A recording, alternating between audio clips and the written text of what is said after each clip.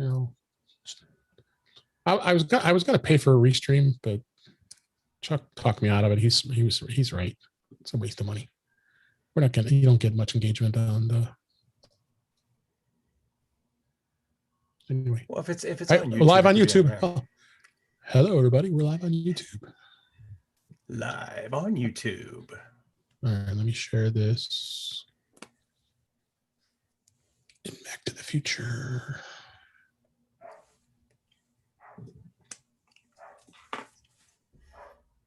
Of course, you got my dogs going crazy in the background. So my wife got the second shot yesterday.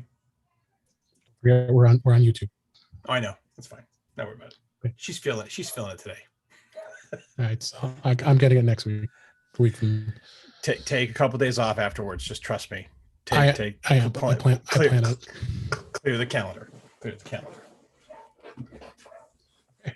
They've posted us in Back to the Future. Maybe we'll get a few viewers. The chat. Did you take a look at that post I sent you? Speaking of which, my latest post on the site. Okay. Oh boy. No, that's not bad. We'll talk about it later. All right, let me start recording on Audio Hijack. We're on Audio Hijack, and then back up here on Zoom. 3 places recording. We're always safe. All right, ready to go? There when you are. We're at episode 141. In 5, 4, 3, 2. Welcome to episode 141 of In Touch with iOS, a podcast that talks about iPhone, iPad, Apple Watch, Apple TV, and related technologies. I'm your host, Dave Ginsburg. My co-host, Warren Sklar, is off this week. And my guest this week, and returning guest, is Mr. Davis Knight. How you doing, Davis? I am great. How are you? Doing great. I'm glad to have you back on the show. It's been a while, but we had to get you back and talk about technology and all the stuff that you and I always talk about. And you definitely and you have your podcast, diabeticsavvy.com is your website and podcast, and we're definitely going to have a bit of a topic on the Apple Watch and something related to that in a little bit here. But there's lots of news. Beta this week. There was another release. We'll talk about that a bit. And I did get the braided solo loop. I can see it on camera there, and I'm going to talk about that and my experience getting that, because I had been waiting for a while, and I'll see that we're matchers. So we'll have even more to talk about with that. So, so lots of things to talk about this week. So let's just go ahead and let's dig in here. And Mac rumors always are a good source of news this week, and never changes. And the first story here is Apple Maps displays COVID-19 vaccine locations in the United States. This was posted a couple days ago here. Apple has updated its Maps app to display nearby COVID-19 vaccine providers across the United States to make it easier for people to find an appropriate location to receive the vaccine when it's eligible. And it's starting to become more and more eligible. So I think you're going to start seeing a lot more activity here. Both of us, of course, being in the Chicago area, that they've already announced that it's going to open it up to pretty much everybody pretty soon here. It'll also include operating hours, address, the phone number, a link to the provider. So I think this is a great thing. Also integrated into Siri, so lots of good stuff in here. But of course, related to COVID, I'm trying not to talk too much about that, but I think this is a good thing that Apple did. What did you think on this, Davis? Well, it completely coincides with their mission. I mean, they're doing so much in the health space. I think that they have to do it, but I think it's also really important to Apple. Interestingly enough, though, this is only one of a few updates that they've recently released on Apple Maps. Apple Maps as a software and as a GPS system has gotten a lot more robust in recent weeks. In fact, I just posted about updated audio prompts that have now gone live in Apple Maps, where it's much more human. They're giving you directions that people would say to each other, like after the next light, turn right. Yeah. I mean, just really great stuff. Yeah, we talked about that, the Waze like additions that's going to be in iOS 14.5 very shortly with the maps is really going to be is going to be great stuff. So just be aware of that. And next story, this is an Apple Insider actually. Brand loyalty increasing for iPhone and dipping for Android, survey suggests. And I always like to see those things. And sometimes they're a bit of propaganda, maybe I should say.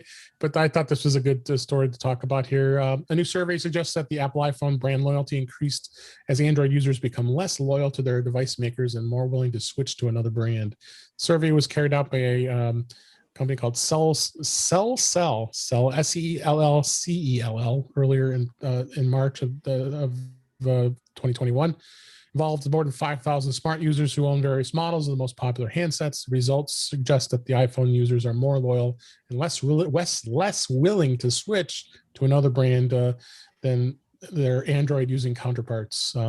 Brand loyalty for Apple reached an all-time high of 92%, up from 90.5% in the survey back in 2019. So it says while only 8.1% of the iPhone users plan to switch to another brand, about 26% of Samsung users indicate they would jump ship in their next smartphone upgrade. So I am not all surprised about this. I mean, obviously with us, you and I both, and our audience are pretty much loyal iPhone users. I'm not surprised that this is happening, but it's a good thing too. I mean, and really, Android is so all over the place. There's so many different models, and there's so many phones out there with old OSs that can't update, and I can go on and on. But yeah, what do you think? Oh, same thing. I mean, I thought the two most interesting reasons about the survey were they were too tied to the system. They're too involved, too entrenched in the ecosystem, which makes sense because everything just works with each other with Apple. And then there's no reason to leave. If it all works, there's no reason to leave. I mean, it's a common sense survey that makes total sense. And to your point, Yeah, Apple products they're supported longer. Apple treats you better as a customer. yeah. There's just, it makes total sense to me. Absolutely. Next story, Siri can now tell you what Oprah's reading. Apple has a partnership with Oprah and her Oprah's Book Club, a follow-along reading experience available in the Apple Books app and on the Apple TV Plus app.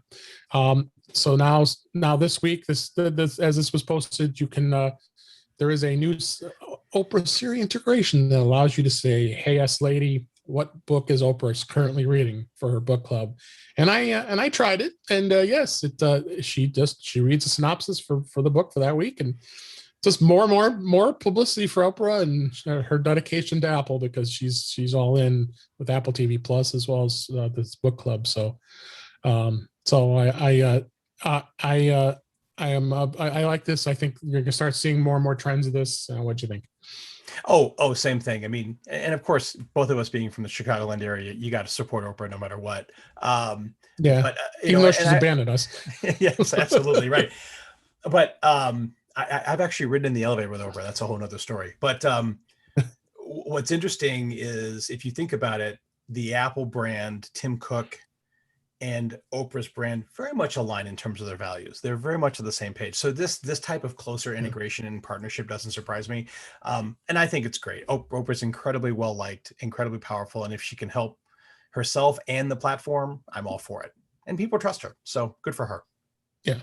Oh yeah. I mean, that's the big key right there, is the trust that everybody has in her. So, and so let's move on, and let's talk about rumor. Speculation here that and this is on Mac Rumors, iPad Pro with Thunderbolt and mini LED display coming as early as April as we record this. Apple will introduce new iPads as early as April, according to a new report shared today by Bloomberg, which I can trust that a little more.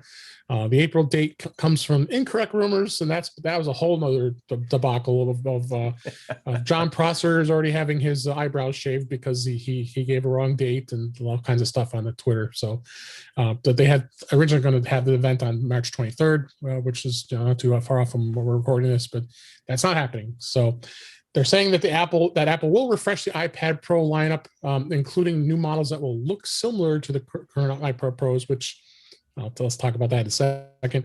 And the same 11 and 12.9 inch screen sizes. So they're dedicated to those sizes.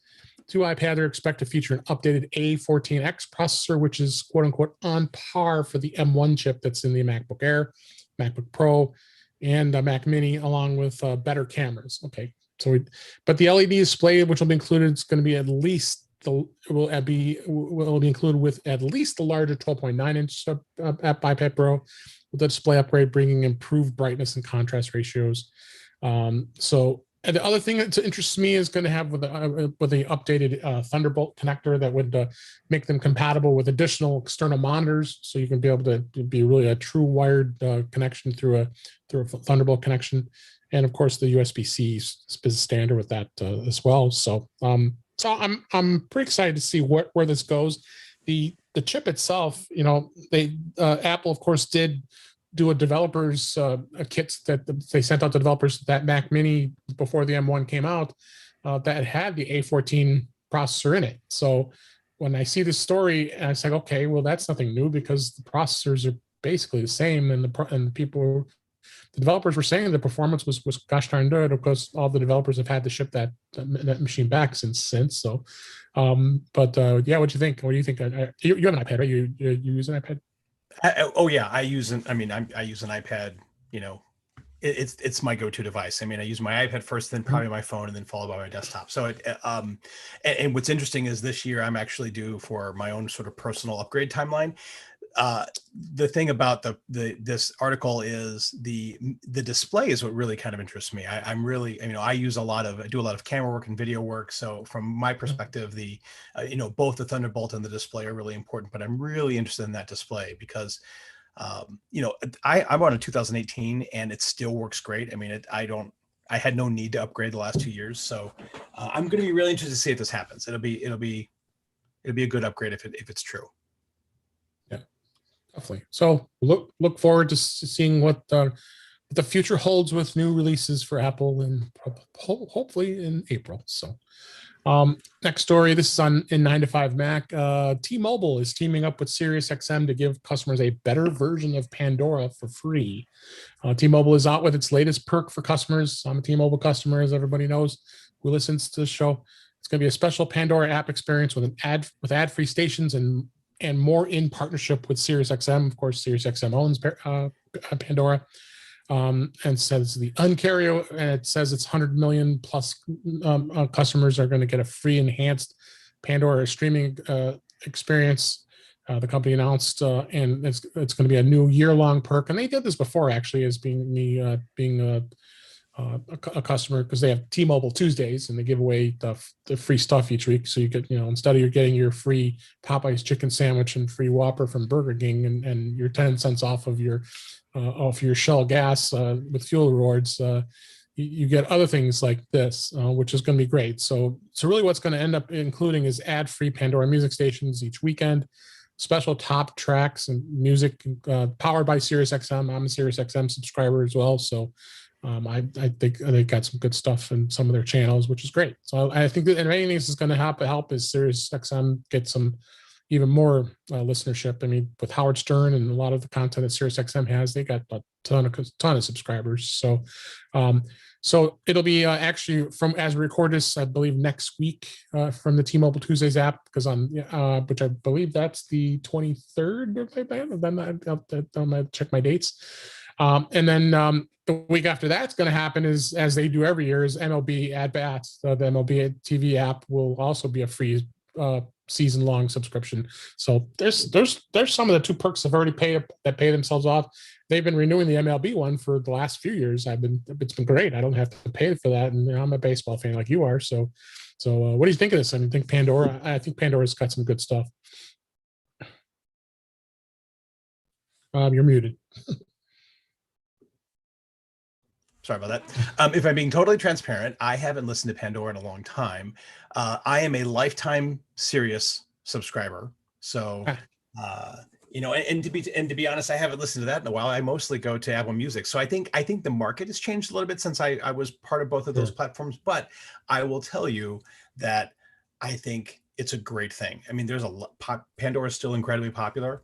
SiriusXM is still incredibly popular. I mean, you still can't drive across the United States without something like Sirius if you want uninterrupted commercial-free music. So I think it's great. I'm so glad to see that they're both around and working together. And T-Mobile, I'm telling you, I'm at that point where I may have to start thinking about going to a different carrier. It's getting. I'm been a very happy T-Mobile customer for the most part. They've given me free lines, so but I have all my wife's family on my plan, and then plus they were offering perks where you can get free lines. So I've got a couple free lines on my account that I don't pay a dime for, and I can use them for other phones whenever I need them. So That's awesome. Yeah. they've been really pretty great. And then of course I'm grandfathered into the T-Mobile One plan because I started trying to price what their new Magenta plan is, and it's actually more. So I'm not switching. So as long as they'll let me keep it, I'm staying with it. So Yeah. but yeah, T-Mobile's pretty good. So and they are giving some good thinking. perks. I've been very bitter at AT&T. I left them a while ago. That's been almost 2 years now since I left them. So yeah, I've been happy that I left left them. So then last story here is the Flipboard. Flipboard is a pretty awesome app. It has that's a curation for magazines and such. My friend Chuck Joyner does Mac Voices magazine on Flipboard, and he puts all kinds of stuff in there. Then there's all kinds of great things similar to what Apple News does, but it's more curated to your taste, the way you want to do it. They decided to add dynamic iOS 14 home screen widgets with curated headlines, which is kind of cool. So now you can see all your headlines in a widget here. And this was just added and gives you curation to show headlines from 4 different Flipboard feeds. Excuse me. Flipboard launched this iOS app with this latest update, which is out now. And notably, local news support has been added for another 1,000 cities in this release too. So yeah, Flipboard's really, amazingly enough, it's all free. You don't have to pay a dime for this. So and like you, I like to file feeds. I keep my feeds focused to technology, because I try to avoid the politics and all the crazy news of the day unless I know where to go and I want to see what's going on. So what do you think? Oh, same thing. I've been a Flipboard user for years, and I'm really excited about this. I mean, anything they can do to get to headlines easier, I'm all for. I'm a huge fan of widgets. I still haven't found a home screen customization that I'm really happy with, but the widgets themselves are awesome. So again, huge fan, very excited. I'm really glad Flipboard is continuing to update the platform and the software. I think it's great. I think it's awesome. I love it. Yeah, I'm really happy. So let's go ahead and move on to our topics this week. We always talk about beta. We miss you, Warren. We always like to hear your insights because you live on the edge, as I always say every week with Warren, because he has all his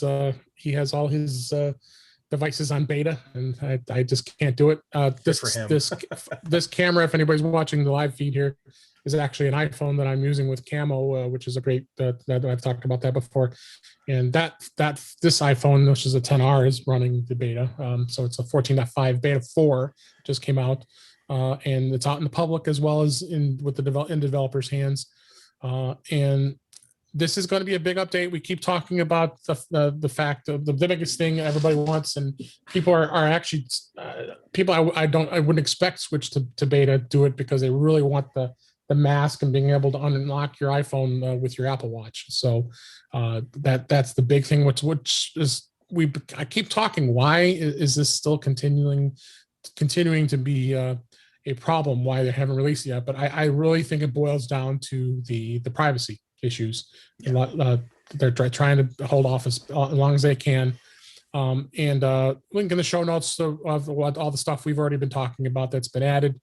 You don't dabble in beta at all, right? You avoid it, I'm assuming. Right? I did for a couple of years, and I got burned on it, so I pretty much stay out of it now. I let someone else take that hit. I mean, so Warren, thanks for taking one for the team. I do appreciate it. Yeah. But I'll tell you, I'm really excited about this update for the mask reason. And to be totally honest, I'm kind of surprised this unlock method hasn't been brought out before, because whether you're on a mask or not, it would seem to me if you have a watch that is already unlocked and tied to your phone and you want to just swipe up on your phone, right? Maybe it's a proximity thing because someone next to you could swipe up your phone. But I love that feature. I think like you, it's the one thing that I'm waiting for that's going to make a huge difference in my usage. Now, a couple of new things that were announced that have been some rumor. We have an article in the show notes from Apple Insider here.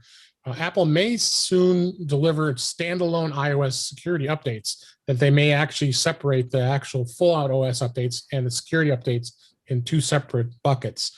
It's and the change. This is from what 95 Mac is saying is they're planning a major policy shift that would allow users to download security patches separate from the operating system updates. So maybe someone's not ready to go with the OS update just yet, but install the security update, because that was the whole reason why you would do the update. Like 14.4.1 just came out because they had a big, huge bug with WebKit. So this was just discovered on Monday through beta. And the new affordance could allow users running older operating systems to keep the device security up to date without updating to the latest iOS version. Because some people may have an older iPhone that's running, let's say, iOS 13, and potentially, so they are. So they are. It doesn't look like it's actually being ruled to just iOS 14.5. So this is going to be interesting to see if Apple does pull this off, and I think that starting with 14.5 and then going back to the old versions, they'll be able to do this. What do you think? I wonder if it's going to increase the lifespan of individual devices. I mean, when you think about how long Apple supports their devices now, right? If someone could get continuous security updates and the version they're on is not bothering, then will they hold on to those devices longer? I'll be curious to see if that happens. Yeah. Another feature that they're doing all kinds of enhancement. Like I'm saying, this is just this is not normal to see a beta version sit out here, and we just start discovering more and more things. 95 Mac here as well discovered that Apple Music is adding a new city charts daily playlist with 14.5, and that was discovered in beta 4. It continues to add new features to Apple Music. After bringing a new way to share song lyrics from Apple Music onto Instagram and iMessage, Apple is now adding new city charts daily playlists to the music streaming service with 14.5. You'll be able to have access to playlists from over 100 cities around the world, the most played songs in each city. So, and that's how music really is. I mean, Billboard obviously being the behemoth as far as how of the charts of music in the music industry.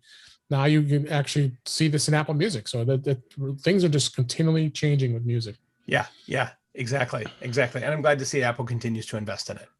I mean, they've really got, their music is really part of their fundamental core value. I mean, they've been in music for years, right? So I'm glad to see they're still investing in it. Yeah.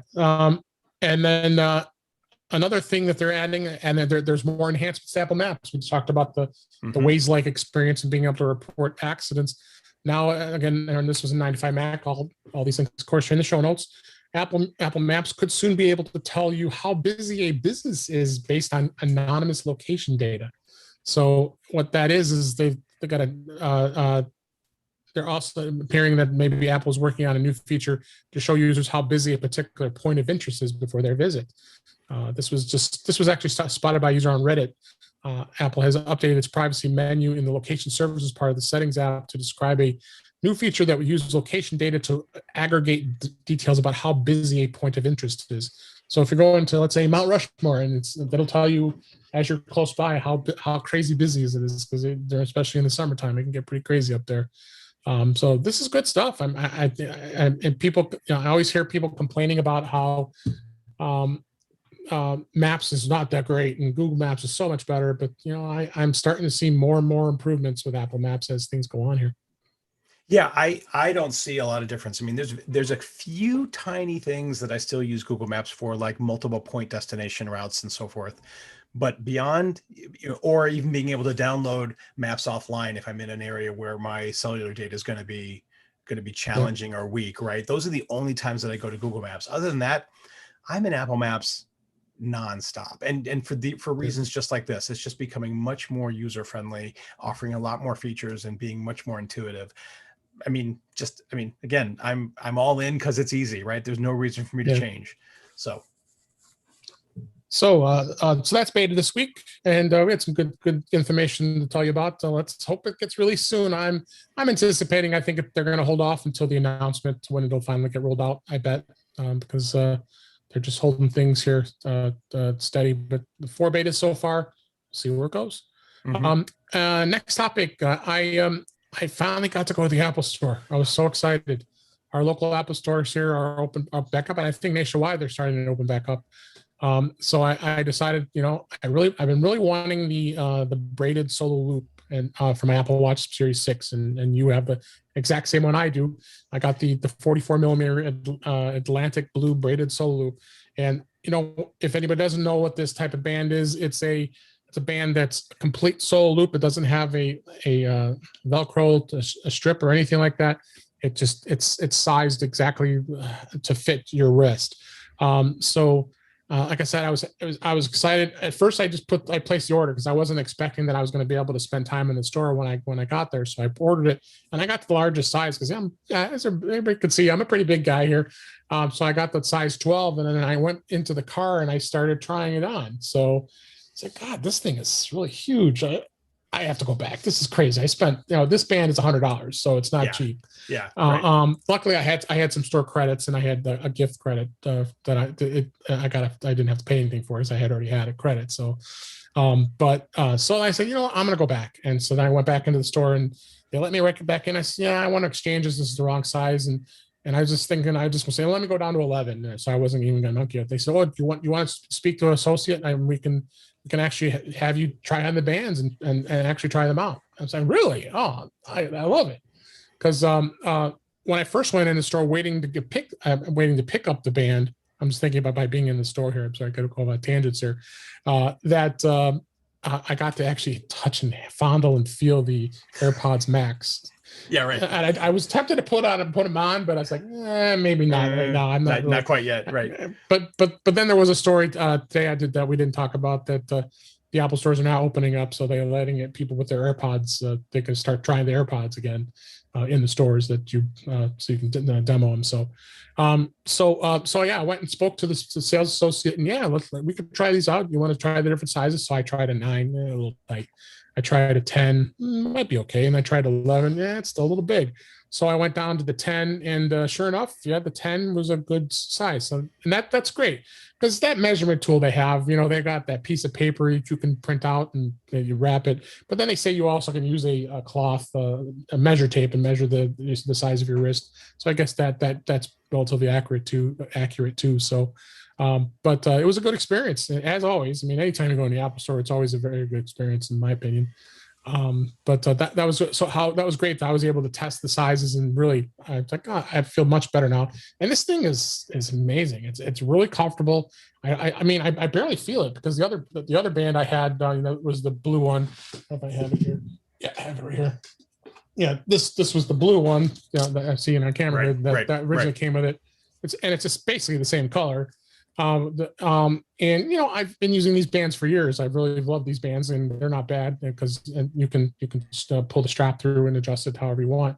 But this is so comfortable. I mean, it's really, I said, I barely feel it. And I pull it off of my wrist, and I said, there's no mark. That's the one thing you worry about, is there going to be a mark? But then, of course, the band's making the watch have a good, nice fit against your wrist, so you're getting the full benefit of all the health features, of course, of the Apple Watch. So, and so you've had it longer than me. What's your thoughts on this band? I am so surprised. I like the solo loops as much as I do. I mean, I like the sport ones, and this braided one is probably one of the most comfortable ones. Like you just said, it's one of the most comfortable ones I've ever tried. Yeah. I love it. I'm going to be interested to see how it washes, because I kind of abuse my watch and my bands a little bit, but because I'm cooking all day, but I'll be interested to see that little piece of, just because it is woven. But you're right. They are incredibly comfortable. I will probably get a couple of other colors as soon as I can. But even I'm not going to go that far.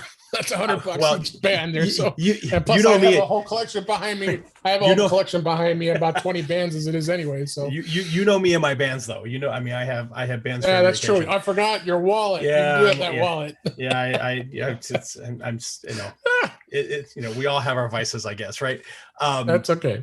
But I love it. I think I'm getting at that point, though, with my bands, though, where I'm starting to worry if they ever change the clasp mechanism, like how you put the band on. Oh, boy, I am in for some trouble, because I've got so much invested in this version and the style of how they clip the bands on and the sizes. So, but I love it. I again, pleasantly surprised, really, really comfortable. I would tell anybody to get it. And ironically, you and I wear the same size. So, we're brothers in wrist sizes. So love it. We are. You mentioned washing. How do you wash your watch band? I don't think I've ever really attempted, other than maybe just blotting it and maybe using a cloth. Well, what do you do on these cloth bands that you wash them? A little bit of dish soap, and I just wash them by hands underwater. I use my thumbs to kind of scrub them a little bit, and then I set them out, like, especially like the old nylon ones, which I really do miss. I wish they were still making those, but all of those bands, every one of them, I've never had a problem washing them, and I just let them sit out and dry overnight, and they're totally fine. Never been a problem. They don't You just stain. scrub them with your fingers? Is that Yeah. A little bit of dish soap, scrub them underneath there. Sometimes I use like a toothbrush on them if I have to, just to kind of scrub them down. The whole COVID thing. And do you actually rinse them afterwards? Or Oh do you yeah, rinse the soap out afterwards under water? Yeah, just like underneath the faucet, totally fine. Yeah. My wife even soaks hers. Right. She's crazy. She soaks hers in soapy water overnight. Well, but that's what I was asking. My wife has already been complaining about how dirty her band is, so I think I need to suggest that. So that you just said that, so I thought that the listeners would probably appreciate. Yeah. How do you wash a band? Yeah, I mean, even what, not the plastic, the sport bands, those get kind of grimy with your sweat and stuff on them, and you got to do some little bit of scrubbing on there. I mean, I get sometimes build up on the watch itself. You got to clean out the crud that gets in there. So right along the edges of the sensor, totally. Yeah. But just a little bit of dish soap underwater, set them out, let them dry overnight. They're totally fine. All right. Next topic, and this was actually a big topic last week. Apple decides to discontinue the full-size HomePod and focus on the HomePod Mini. I've got an article. This was linked on the show notes to Mac Groomers. Apple had officially decided to discontinue the standard HomePod to focus exclusively on the HomePod Mini, and this was reported actually through TechCrunch. Now, the HomePod was introduced 4 years ago. You actually can go back to some of my episodes, the early episodes in I think episode 30 or my previous co-host, remembering that I bought the HomePod for the first time and then declared that I returned it 5 days later because I wasn't impressed. But then if I look up above me, I have like one behind me and I have one above me and have a pair now. So I did. I've already been drinking the Apple Kool-Aid for a long time, so I did give in. But I can't believe it's been probably almost 5 years now, because I think it was 2016 when the HomePod first came out. And originally the pricing was high. It was $350. I think I paid the full price on the first one. But then they started having pricing that started dropping. They dropped it to $299. But then during Christmas time, they would have the pricing down to $199. So then I ended up picking up the second one and got a much better price on it. The HomePod Mini does offer a lot of the features that the HomePod does, but it's smaller, it's less expensive, and I think Apple saw that. And I've got some HomePod. I have a HomePod Mini here as well as the HomePod. Of course, I do. No big surprise. I think the sound quality. Yeah, and the sound quality was very good, and there were many reviews, as I remember, not too long ago, that it was a pretty amazing sound quality for its relative to its size. I mean, it doesn't match the sound with the subwoofers and the bigger speakers that the HomePod has, but it does feature a lot of this stuff with the Siri integration, the Apple Music support, and the HomeKit controls. But Apple did provide a statement and confirm that this is in fact the case. Yeah, the HomePod Mini was released back in the fall of 2020. It's definitely interesting. And of course, you're already starting to see everything's out of stock. Everybody's buying them up like crazy and thinking that this is going to be a thing. But I guess the debate is, and what your thoughts are on this is, I've been having discussions with our podcast on other podcasts. Do you think it was a smart thing? Do you think Apple is going to just abandon and stick with the Mini, or do you think they're looking at the future to see if something is going to happen? With a bigger speaker. I don't. I've got so many feelings about this. This isn't the first time that Apple's discontinued a product. So I think from a support perspective, I'm not concerned about supports and updates. They made some changes to the HomePod software last year that will probably extend the time that they can service and support the HomePod. So I'm really happy about that. Right. That's the first thing. Second thing is, to your point, the HomePod Mini is really good, but it doesn't have the volume, the bass, the power of the original HomePod. And I love my HomePod. I use it every single day. So Yeah. I'm curious to see are they seeing something in the market that just says, hey, we're investing too much money and time and resources in this for something that's a dwindling market? I mean, I see people in their homes with their AirPods on, you know what I mean? So it's like, is it going the way of other things that we traditionally think of with music, where it's like they're listening to their iPhone or they're listening to their iPad or even the, you know, the smaller speakers and their competitors like Google and Amazon. I mean, when you think about what's happening to speakers, a lot of them are getting smaller and smarter. Does the HomePod Mini fit that space? And there's just no place and no need, or less of a need, for a bigger HomePod. For someone though that wants to rock it out in my house once in a while, I really want that volume. Is that going to mean that I have to have multiple HomePod Minis? We'll have to see. You know, there's not a lot of alternatives out there that I am interested enough in to invest that type of money in a larger speaker. If I was going to replace my HomePod today, I'd go with the HomePod Mini. But I'm very sad and conflicted about it as a general rule. I mean, it takes me back to my hi-fi days, you know. Did you have the iPod hi-fi? I did not, but I had friends who had it, and yeah, and I remember if you recall, right. You recall Steve Jobs made the comment, "I'm going to saw off my entire home theater. What do I need that for? This thing sounds amazing." Yeah, it sounds like crap. Well, and the most awkward thing was it was this massive speaker and had a little tiny iPod in it. Right? It was massive. I'm surprised, and I'm surprised you didn't mention Sonos. I was waiting to see if you mentioned Sonos. Sonos is by far one of the more popular speaker companies out there. I have, as I mentioned many times, I have the Sonos Move as a work anniversary present. I love that thing. Some of the things that the Sonos Move has that the HomePod doesn't have is the Sonos Move is on a battery. It's portable. It's heavy. It's very heavy, but it does have some pretty incredible sound. But it's not only Bluetooth; it's also networked over the network. The HomePods have to be plugged in. And that's the Mini as well, so they're not portable. But Sonos came up with a pretty amazing product on the Sonos Move. Much more expensive. I mean, when at full price, $399. But it's impressive how they've done that, as well as they've got their own app that does a lot of integration to that speaker. You could get a second Move and create a pair. My HomePods are in a pair, and in fact, I'll talk about the pair in a minute. But the Sonos One, the Sonos Moves, all great speakers. I know Sonos has also already announced they're coming out with a portable speaker. It's going to be around $169. That's Bluetooth. That's supposed to have some pretty incredible sound.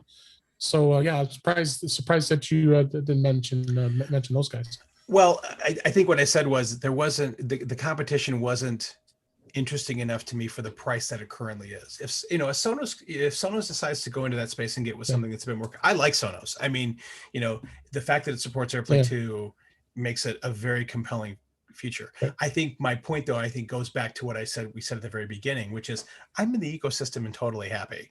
If I was going to spend money and the HomePod Mini was my first choice and I could afford it over the competition, I'm trying to avoid competition in my house, and I might as well just get something that just works with my integration. Nothing against Sonos, you know what I mean? The other thing is that I don't go outside, like to a park district or a forest preserve or something where I would need to take music that has to be completely portable and self-powered, right? So if I go outside on my deck, I can literally grab my Mini, plug it in, and I'm good to go. I mean, so I have choices within the scope of how I would use music on the outside, or I'm mowing the lawn and I got my AirPods in. I mean, I guess when I think about my use case, going outside of the ecosystem with something that's going to be battery powered really isn't a big need for me. But Sonos has got a place, I mean, and people like them, and I'm all for them, Granted, I got it for free, so I'm not complaining. I wouldn't have. I honestly would not. I wouldn't have purchased it because it was a work anniversary present, so I was able to get one. But speaking of pairs and doing pairing, you get two HomePods or two HomePod Minis. You can put them in pair.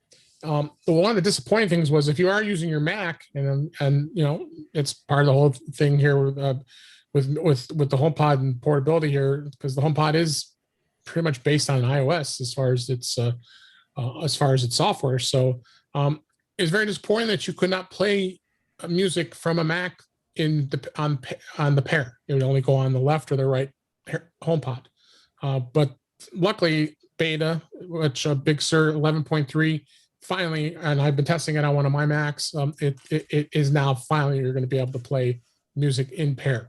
So you couldn't do that before. So the other cool thing too is I have the Sonos Move, so I have the capabilities of playing it through all three speakers at once through Apple Music.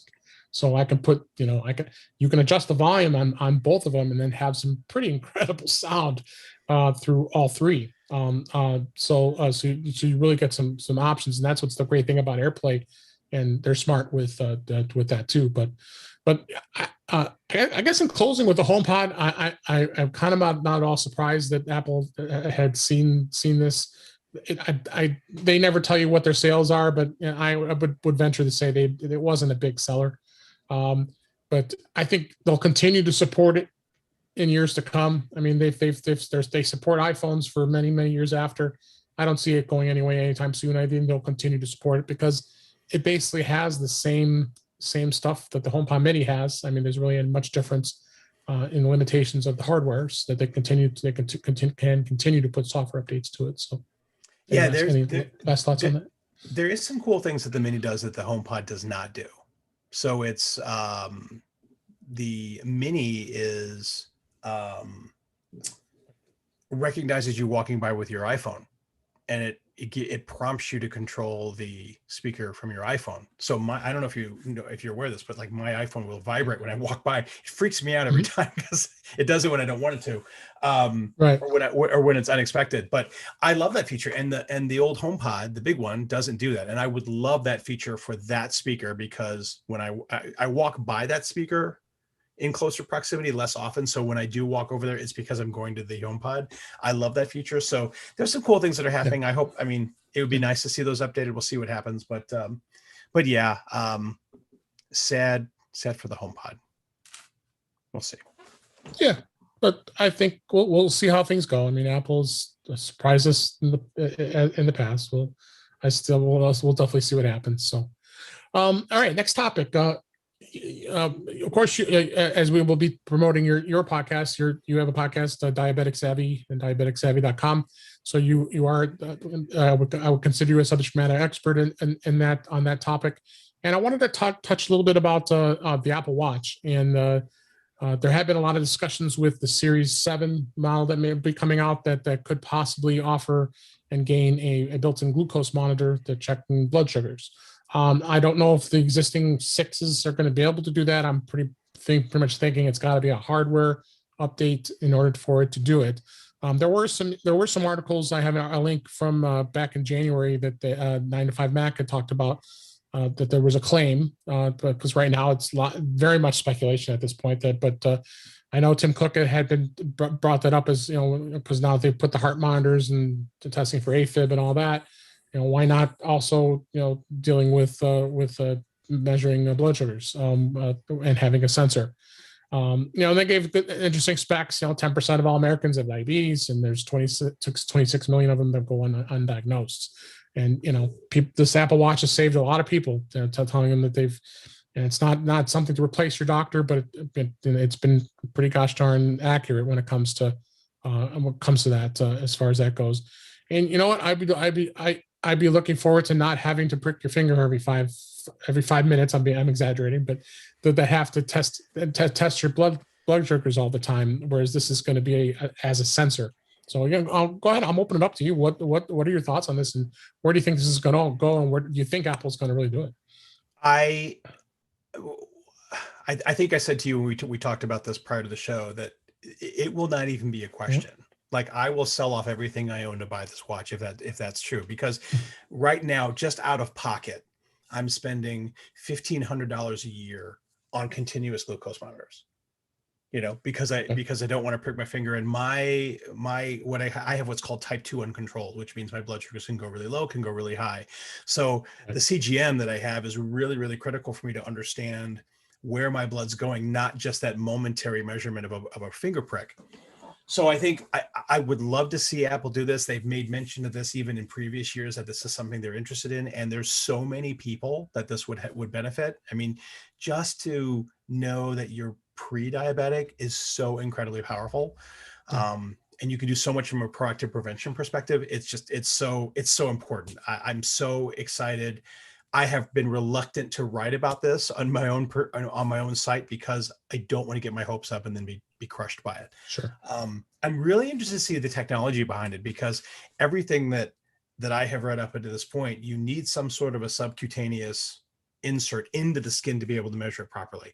Boy, if they can crack that without some sort of a flexible needle in your skin like my CGM is, boy, that would be game changing. I'm so excited. I'm so excited.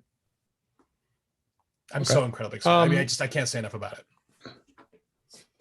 So I guess more to come. There's really much else we can say about this. Other than I just wanted to throw that out there, since you are the subject matter expert on this, and I'm hoping that something happens and keeps it. I mean, there is. I mean, what about some of the other products that are out there for the iPhone right now? I mean, I know they have the sensors that you can plug into your Lightning port, and that's got the. If you put the tab in, and you still have to prick your finger to get the measurement, but it does an automatic reading. I've got a meter that does it for the one touch that automatically sends it over Bluetooth. But what about some of those devices? What is your thoughts on those that you can currently get? Well, the two biggest players right now are Abbott's Freestyle Libre, which has a continuous sensor that's embedded in your arm for 14 days. The nice thing about that is it pairs with your phone. The downside is it only pairs with one device. So it's typically your phone.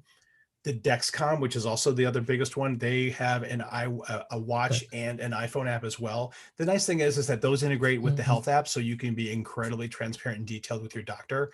That's, I think, the most important part of this, is that it's live, ongoing information that's being documented and transferred to your devices in a way that you can get them to your doctors and your specialists in a form that's live and accurate. It's not dependent on strictly a momentary bit of data, as well as what you're telling your doctor, because a lot of times what we tell our doctors and what's really happening can be different things, and those differences can be, in some cases, life-threatening.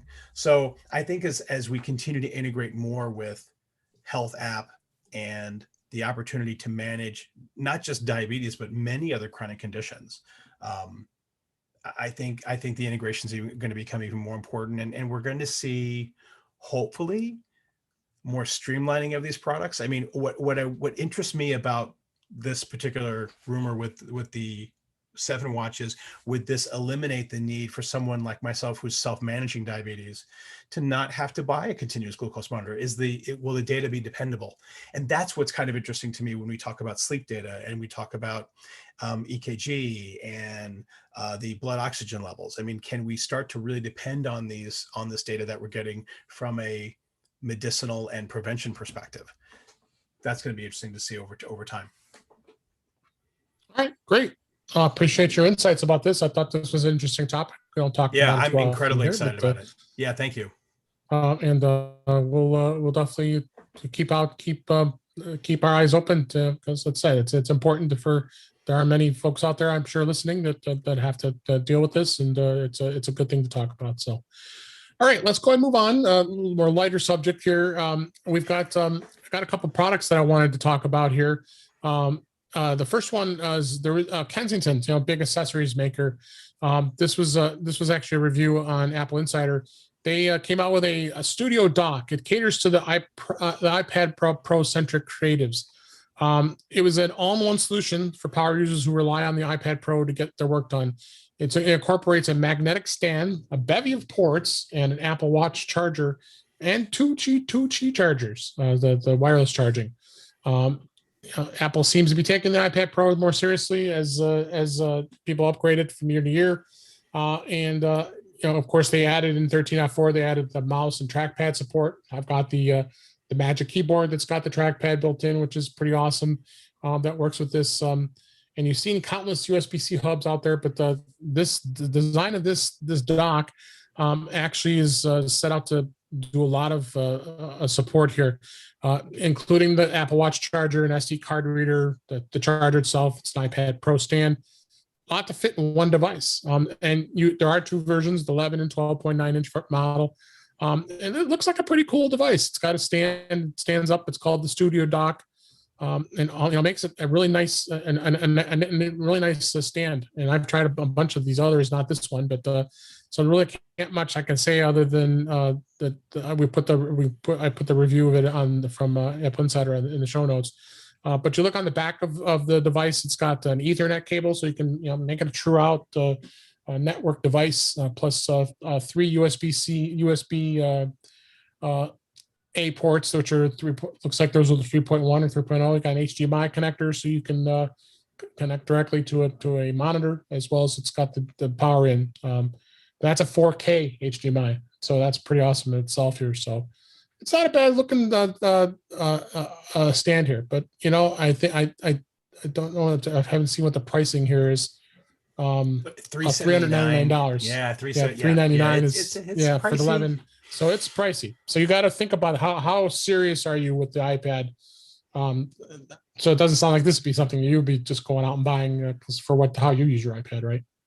No, because I use my iPad as a portable device. I mean, I have been very happy using the standard, foldable case that Apple sells, and I just flip it around, make it a stand, grab my Magic Keyboard, my mouse, and I'm totally good to go. Like I'm completely fine with that.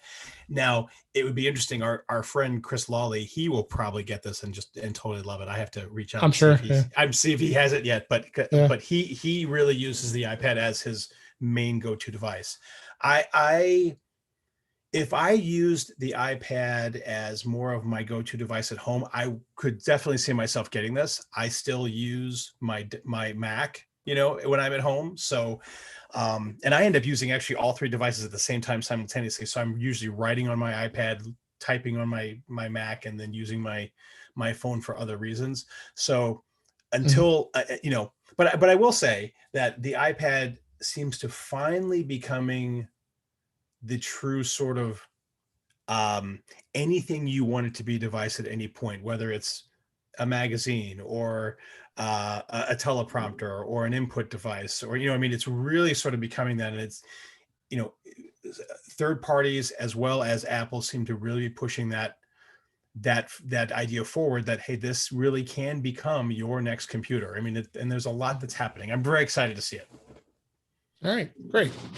Next product that I came across, this is actually from Western Digital. It's SanDisk. SanDisk is owned by Western Digital, so they've had the SanDisk iExpand drives for many years. I think I have an old one somewhere that I had. I actually had one that was like almost a rectangle one that's got the little cable with the lightning on it that I got, and you could plug it right into the lightning connector on your iPhone. And it was giving you the capabilities based on the OS, allowing you to be able to copy, transfer files. Good opportunity being able, like the one you want to back up your photos over a flash drive type device as opposed to on the cloud as well. As it's not a bad idea to be redundant and backup. So what they did with this one's almost like the size of a thumb drive, basically. Mm-hmm. And the previous ones they had were just a Lightning, but then it had a USB-A connector on it. Mm-hmm. Well, what they've done is they've come out with now it's got a USB-C and the Lightning all in one device, and you flip it over, you got either one. So technically, you can plug this in your iPad. It's an iPad Pro that has the Thunderbolt, and the Lightning would work on older iPads as well as on the iPhones. And it's basically two connectors, one device, but it's a flash drive. So it gives you the capabilities. And then the USB-C, of course, it will plug in, like I say, you want to plug it into your Mac. Very easy to do that because it's got mm-hmm. USB-C. Mm-hmm. Easy mm-hmm. way to free up your space on your iPhone. As I said, being able to download any of your photos or anything. You could password protect things on this thumb drive. So if you wanted to put some security on there, it does have that opportunity as well. So pretty cool device, and you can put it on a keychain if you want. They're very easy to carry around with you. Comes in three capacities: 64, 128, and 256. Starts at $44.99. It's available on Amazon. I'll have a link in the show notes for this. and up to 256. I was tempted to look at the 256. It's $89.99 for the top end 256. Have you used one? Have you used any of these types of devices before for your backup? I have not used a device like this in some time because I'm so dependent upon the cloud. But I will tell you though Yeah. that as more and more of these become USB slash Thunderbolt compatible, because I have an adapter right now for USB-C and the Thunderbolt, which I can actually still charge my iPad using that little adapter, which is great because sometimes I just don't want to carry more cords. But as they become more cross compatible like this, I could definitely see myself doing it, because a lot of my files are, as you talked about, they're video files or large files. If I can carry those around with me and edit them and download them and manage them anywhere I go, I'm going to need something like this. So I'm really excited about it. I would the one thing that I'm excited about with USB-C is that there seems to be a much higher adoption rate with USB-C than previous versions. So I'm excited about that, because I'll tell you, so many different ports and Lightning and Thunderbolt and I mean, just all of these different types of ports make it really, really hard to carry devices like this without some sort of an adapter or dongle. So I'm really happy to see what SanDisk is doing, because it's going to make offlining or offloading storage a lot easier. So, and the price is right. I mean, it's really, it's not bad. That's not too bad. I'm tempted, but I got so much other stuff in my collection of technology. Do I dare? And I think I've got plenty. I mean, I've got plenty of USB-C thumb drives or thumb drives, as well as I have USB-C thumb drives now I can use for the iPhone or the iPad. But yeah, I don't know if I need it. I think I had it in the cart in Amazon. I said, why am I buying this? So I but for those of you who are in the market looking for a product like that, I think it isn't a bad idea here. So let's got a few more minutes left here. Let's talk about a couple tips here. First one is it's always interesting to see how on the Apple Watch, how do you change your passcode? It's always hard to remember sometimes your passcode. I don't remember it. Apple has a feature where you can set the Apple Watch. So what happens is if your iPhone is nearby with your Apple Watch, your Apple Watch will unlock automatically. So you don't have to worry about putting your passcode in. But there's plenty of times where you have to put your passcode in. So because it will prompt if let's say you have your watch and your phone is somewhere else, it may not be synced. Then you have to put your passcode in. So and it is a 4-digit code that's in there to doing that. But I want to talk about how you actually change it. So the way you do that is you actually press the digital crown on your Apple Watch to access the home screen, and you scroll around and then find the settings app. And then you go into the settings app. There's a choice in there called passcode. And then you go in there, you can actually turn the passcode off, which we definitely don't recommend. You should keep your Apple Watch secure, especially you got a lot of health data in there. You don't want to be messing around with that. So go in and tap, scroll down in there and tap change passcode. And then of course, just put the passcode in what you want, 4 digits, and then repeat it. And then now you got a pretty easy passcode to put in there. We have a link in the show notes to OS X Daily, which always has great info about how to know about things with Apple. They mentioned by default, Apple Watch uses a 4-digit passcode, which is easier to crack than theirs, since they're only about 10,000 possible combinations. So you want to make sure you're ensuring maximum security. Use a more complex passcode. Don't do 9999 or 2222 and those things. But of course, the iPhone gives you a 6-digit passcode, which that's how I have my iPhone set for passcodes when Face ID isn't working. So I thought that was a decent tip. You use the passcode on yours at all? Oh, all the time. Yep, absolutely. Yep. Absolutely. But I have it set for automatic with the iPhone. So if my iPhone's nearby, then I don't have to worry. It automatically. Correct. Yes. Correct. Absolutely. I agree. Yeah. And I have it so it sets up with my Mac as well. So my Mac unlocks with my watch. Yeah. It's all integrated. Like I love that. Absolutely. Best way to do it. I forgot about that feature. Yeah. If anybody doesn't know this, you can go into your Mac and actually turn it on. So it gives you the option to set your Mac. So as soon as you get near your Mac and you have your Apple Watch on, it'll automatically unlock. I love that. I love that feature.